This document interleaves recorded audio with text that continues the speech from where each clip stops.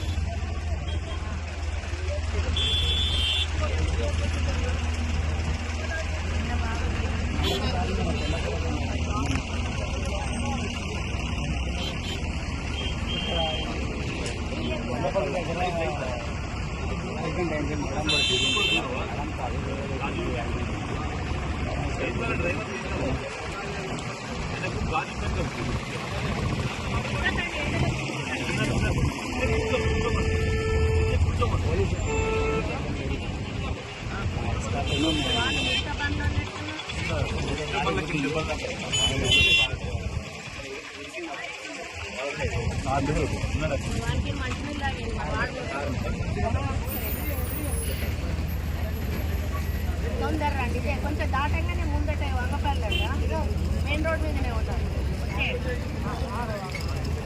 ఆ రోడ్డు బాగుండదు. ఇక్కడ మూడకొండ రోడ్ మేడం, మూడకొండ రోడ్ అని అడ్డ రోడ్డు ఒకటి వెనుక